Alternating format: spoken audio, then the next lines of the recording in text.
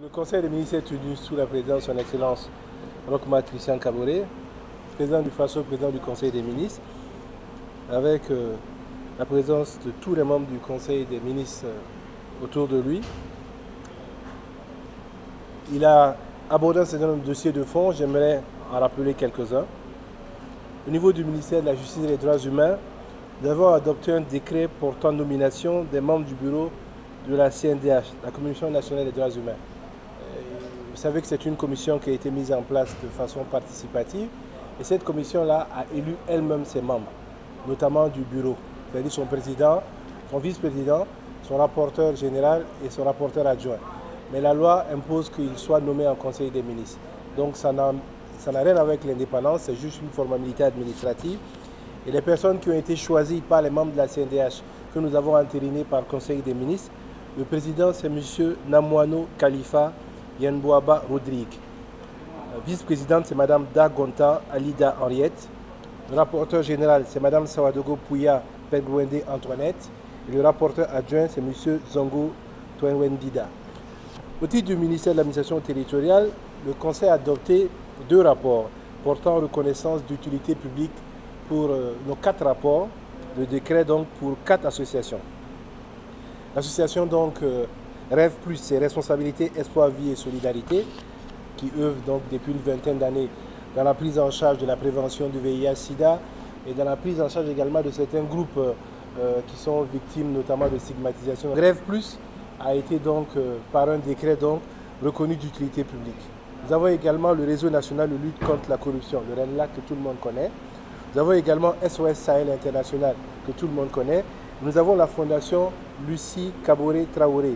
Tout le monde connaît cette fondation-là, à cause notamment de sa fondatrice qui est décédée il y a quelques mois de cela, qui lutte énormément pour la promotion de la veuve et des orphelins au Burkina Faso.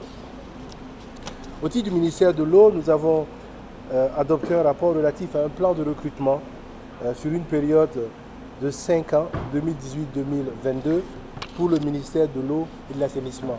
Lors de la scission des 2 ministères, eau et agriculture, il s'est avéré que le ministère s'est retrouvé avec à peine 500 agents et au niveau aujourd'hui des directions régionales du ministère, il est quasiment impossible de fonctionner. Et lorsque vous voyez tout le programme, notamment en ce qui concerne l'assainissement, en ce qui concerne la mise à disposition de l'eau pour les populations, il y avait un impératif donc à doter le ministère de cadres. Donc vous aurez donc des recrutements étalés sur 5 ans, 290 agents en ce qui concerne donc les concours directs qui seront ensuite suivis de formation exactement. Et les mesures nouvelles, ça sera 534 agents. Donc, en gros, sur les 5 années 2018-2022, vous aurez donc 190 agents recrutés donc en concours direct et 534 en mesures nouvelles. Voilà donc pour les dossiers sur lesquels je voudrais m'arrêter. En ce qui concerne les communications orales, l'administration territoriale est revenue donc sur le décès donc suite aux blessures qui ont été portées par tir d'arme de M. Patrice Kaboré, préfet de Oursi. On rappelle donc, vous savez bien que la levée du corps a lieu ce matin à 15 h, suivi de l'inhumation. Le Conseil des ministres a réitéré ses condoléances à l'endroit de la famille éplorée et a surtout invité les populations à une franche collaboration avec les forces de défense et de sécurité et également apporté son soutien à tous les agents publics de l'État qui travaillent dans ces zones où effectivement il y a une certaine difficulté en termes sécuritaires.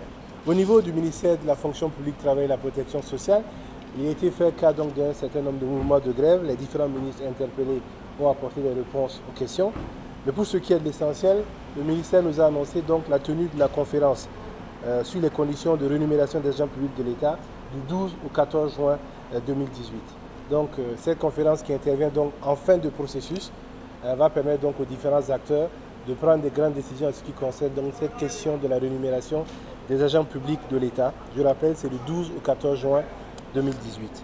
Nous avons également eu le ministre de la fonction publique qui nous a informé que dans le cadre des concours de cette année, et en attendant donc que les RIM, le régime interministériel des métiers qui va être mis en place soit effectif, les titulaires de licence sont autorisés à passer les concours qui étaient réservés aux maîtrises. Vous savez que dans nos concours avant, il y avait un niveau maîtrise et vous savez qu'avec le LMD, la maîtrise n'existe plus.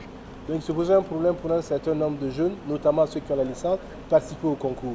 En attendant donc que la situation soit trouvée avec cette nouvelle définition des métiers-là, il était important donc que les étudiants ou les titulaires de licence puissent postuler donc au concours de niveau maîtrise afin d'éviter donc tout boulot d'étranglement et de les défavoriser par rapport à la suite. Donc voilà ce que je voulais dire en termes de communication orale. On a procédé à des nominations également, quelques nominations au niveau des ministères.